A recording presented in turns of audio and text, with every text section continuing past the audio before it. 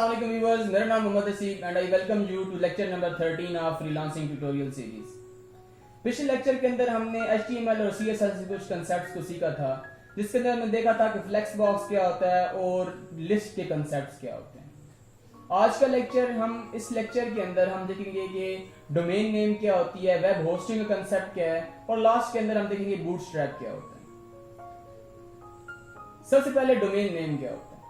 देखिए, जब भी हम अगर किसी के एड्रेस की बात करें, फॉर एग्जाम्पल फिजिकल वर्ड के अंदर हम किसी की घर के एड्रेस की बात करें तो हम कहते हैं कि फलां नंबर हाउस है, स्ट्रीट नंबर है, इसी तरीके से हम कोई ना कोई इसको मुकम्मल एड्रेस बताते हैं। अब अगर इंटरनेट के ऊपर देखें तो इंटरनेट एक डिजिटल वर्ड है, वहां पे भी हमारे पास जो भी वेबसाइट होती है उसको कोई ना कोई एड्रेस होता है। फॉर एग्जाम्पल google.com है तो उसका नाम गूगल है।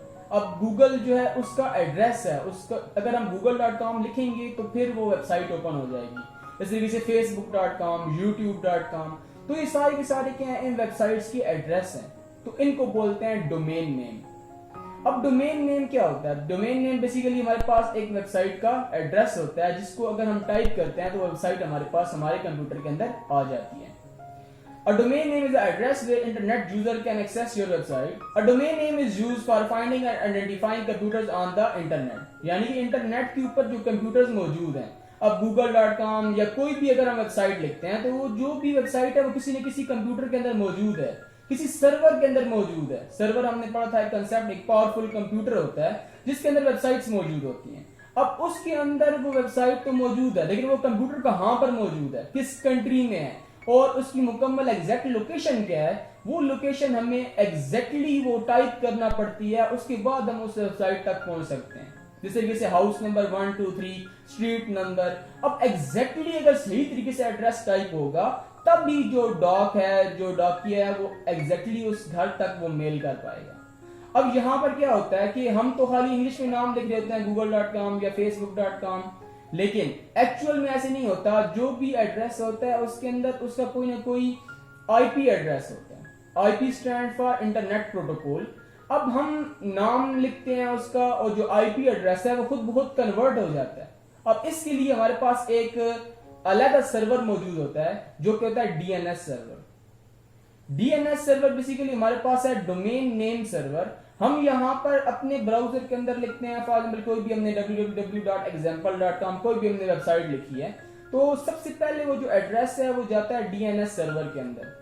यहां से इस एड्रेस पे जो असाइन हुई हुई आईपी होती है, जो उसकी इंटरनेट प्रोटोकॉल होती है, वो उसको वापस आती है और यहां से फिर वो ट्रांसफर होके उस सर्वर पे जाती है जिस सर्वर का हमने एड्रेस लिखा होता है। अब ये सर्वर हो सकता है कि किसी भी कंट्री में हो, पाकिस्तान में हो, अमेरिका में हो, कहीं पर भी ये मौजूद हो सकता है। तो यहाँ से फिर वो मुख्तलिफ राउटरिंग प्लेसेस से होते हुए वो यहाँ पर जाएगी और यहाँ से फिर वो जो फाइल हमारी है वो ट्रांसफर होकर दोबारा हमारे ब्राउजर में आती है।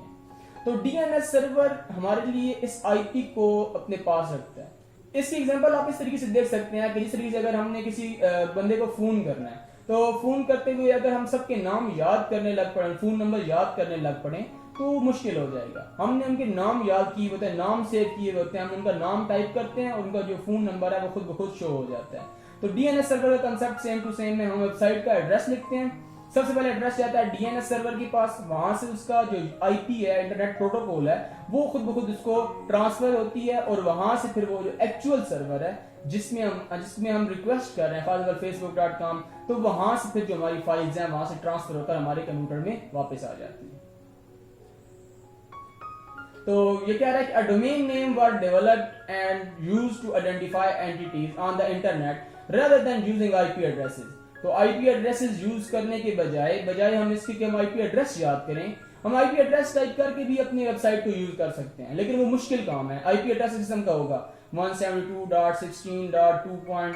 अब ये एक हमारे पास एक सीरीज ऑफ नंबर्स होंगे, ये याद करना मुश्किल होगा, बजाय इसके कि हम सिर्फ याद कर लें google.com। तो डीएनएस सर्वर हमारे लिए ये करता है कि वो उसको टाइप को कन्वर्ट कर देता है, उस सर्वर से वो जो डाटा है वो लाकर हमारे कंप्यूटर में ट्रांसफर कर देता है। तो डोमेन नेम का नाम हमने स्टार्ट किया था। डोमेन नेम बेसिकली इस वेबसाइट का जो नाम है, जो एड्रेस है, उसको बोलते हैं डोमेन नेम। अब जो यूआरएल है, URL stand for uniform resource locator. For example अगर किसी का एड्रेस है, घर का एड्रेस है, तो अगर एड्रेस पूरा लिखा होगा तो वो उसका एड्रेस उसके घर को यूनिफॉर्मली लोकेट कर रहा होगा कि फलां मोहल्ले के अंदर फलां जगह पे वो घर मौजूद है। अब इसी तरीके से जो यूआरएल होता है वो उस वेबसाइट का मुकम्मल एड्रेस होता है कि वो वेबसाइट किस जगह पर मौजूद है। फॉर एग्जांपल यहाँ पे देखें तो https www.example.com। अब जो भी हम वेबसाइट टाइप करते हैं मोस्टली उसमें यही हमारे पास टेम्पलेट बना हुआ होता है। इसमें सबसे पहले लिखा हुआ है ना https हाइपरटेक्स्ट ट्रांसपोर्ट प्रोटोकॉल और S स्टैंड फॉर सिक्योर। तो ये हमारे पास वो रूल्स हैं जिन रूल्स की मदद से जो वेबसाइट है वो हमारे और सर्वर के दरमियान में ट्रांसफर हो रही है, कम्युनिकेट हो रही है। तो ये उन रूल्स का नाम है। तो ये सिंपली रूल्स हैं जिस तरीके से अगर हम देखें तो हम अगर यहाँ से निकल के अपने घर से निकल के किसी जगह पर जा रहे हैं तो हमने रास्ते पे मौजूद जो ट्रैफिक की रूल्स हैं और जो डिफरेंट रूल्स हैं उनको फॉलो करना होगा। तो ये वो रूल्स हैं जिनको एक वेबसाइट फॉलो करती है और वो यहाँ से हमारे कंप्यूटर से और जो सर्वर कंप्यूटर है उनके दरमियान में कम्युनिकेट हो पाती है। उसके बाद होता है www। www basically stand for world wide web. ये कलेक्शन ऑफ वेब पेजेस है। जैसे हमारे पास बहुत सारी वेबसाइट्स हैं, मिलियंस ऑफ वेबसाइट्स हैं, बिलियंस ऑफ। तो ये www बेसिकली क्या है, ये ऑर्गेनाइज्ड फॉर्म के अंदर उन वेब पेजेस की एक लिस्ट कह सकते हैं जिसमें से हमारे पास वेबसाइट निकलकर वहां से आइडेंटिफाई होकर हमारे कंप्यूटर में आ जाती है। अब जो मेन काम है यहाँ पे वो ये है डोमेन नेम। जैसे हम लिखेंगे google.com या facebook.com, वो ये मेन नाम होता है यहाँ पर, वो होता है उस डोमेन का नाम। जब भी हमने कोई वेबसाइट लाइव करनी होती है, हम जब वेबसाइट बना लेते हैं तो फिर हम कोई ना कोई डोमेन नेम परचेज करते हैं, हमें एक डोमेन नेम खरीदना पड़ता है और हम उसको यूज करते हुए अपनी वेबसाइट को लाइव कर पाते हैं। इस डोमेन नेम के बाद यहाँ पर डॉट के बाद जैसे कॉम नजर आ रहा है, ये कहलाता है टॉप लेवल डोमेन। जैसे .pk होता है या .edu होता है या .gov होता है गवर्नमेंट वेबसाइट्स के लिए। तो ये जो हमारे पास टॉप लेवल डोमेन होती है ये एग्जैक्टली बता देती है इस वेबसाइट के अंदर कौन सी फंक्शनैलिटी मौजूद है, ये वेबसाइट का पर्पस क्या है। तो ये हमारे पास है यूआरएल कंसेप्ट, जिसके अंदर सबसे पहले हमारे पास रूल्स हैं, उसके बाद सब डोमेन के बाद उस डोमेन का जो मेन नाम होता है और फिर टॉप लेवल डोमेन होती है। अब टॉप लेवल डोमेन की डिफरेंट टाइप्स हैं, बल्कि आप कह सकते हैं हंड्रेड्स ऑफ टाइप्स हैं। हमारे पास हर वेबसाइट को डिपेंड करता है कि वो उसमें कौन सी फंक्शनैलिटी मौजूद है, उसमें कौन कौन सी खसूसियात हैं, उसकी बिना पर हम टॉप लेवल डोमेन असाइन करते हैं। जैसे कि अगर आप देखें तो कोई भी हमारे पास स्कूल्स की या यूनिवर्सिटी की वेबसाइट्स होती हैं, उसके एंड पे .edu लिखा हुआ होता है, गवर्नमेंट की वेबसाइट पे .gov लिखा हुआ होता है। तो ये हमारे पास वो बताती हैं कि इस वेबसाइट के अंदर किस किस्म का डाटा मौजूद है।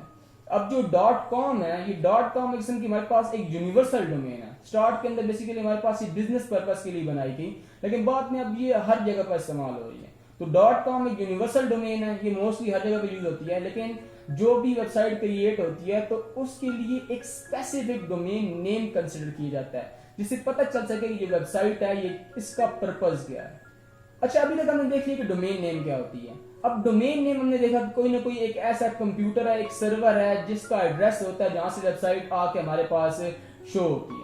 अब वो कौन सा सर्वर है, वो कौन सा कंप्यूटर है जो कि हमारी वेबसाइट को लाइव कर रहा है, इंटरनेट के ऊपर वो दिखा रहा है, उस कंप्यूटर को बोलते हैं वेब होस्ट सर्वर। जैसे अब यहाँ पे देखें, हमारी जो वेबसाइट की फाइल्स हैं, वो फाइल्स अगर हमारे कंप्यूटर में पड़ी रहेंगी तो वो हमारे इंटरनेट पे तो नहीं शो होंगी, वो हमारे कंप्यूटर पर रहेंगी और कोई उसको देख नहीं पाएगा। अगर हमने इसको लाइव करना है ताकि हर बंदा उसको देख पाए, तो हम उसे किसी न किसी वेब होस्ट सर्वर के ऊपर हम उसको यहाँ पर प्लेस कर देंगे और इस सर्वर से जो दूसरे कंप्यूटर, जैसे यहाँ पे देखें ये वेबसाइट विजिटर्स हैं, वो वेब के जरिए, इंटरनेट के जरिए इस सर्वर से ये फाइल्स उठाकर अपने कंप्यूटर में ले आएंगे और उसको देख पाएंगे।